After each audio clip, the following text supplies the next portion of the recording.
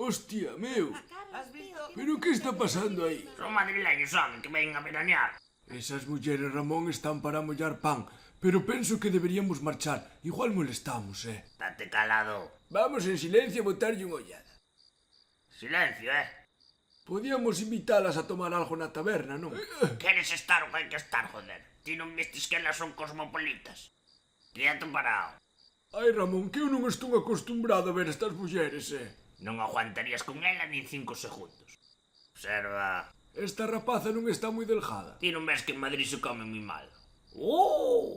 Non vou mirar. Estou bastante seguro de que non probou un cocido galego na vida. Deberíamos marchar. Non empeces, ó. Merda!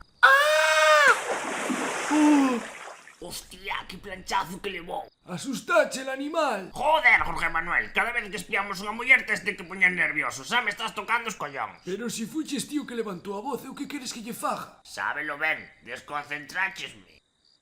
Oiches, non tarda moito en salir da agua. Ai, Tira, vamos palo.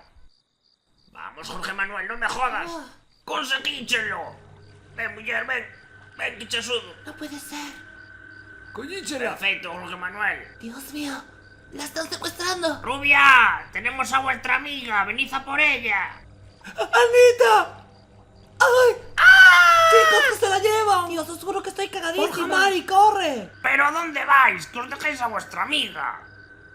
Non entendo nada, que carallo fan correndo? Ramón, imos polo botiquín. Al día siguiente... Ánimo, Borja Mari, tú puedes. Claro que sí. Besis. Son gallegos, Borja. Tú eres superior. Ese pájaro me está mirando mal. Oye, no me mires, ¿vale? Tengo 2 carreras y 2 másters. Puedo hacerlo. Veña, Ramón, o se toca traballar. Vamos allá. Dame a min que non debería cortar aquí. ¡Merda! ¡Fora! ¡Abellas! Ay, Dios mío. ¡Chicos! ¡No estoy preparado! ¡Morrede, abellas! ¡Morrede! Soy el más rápido de mi escuela. ¡No me cogerás! Soy superior a ti, gallego.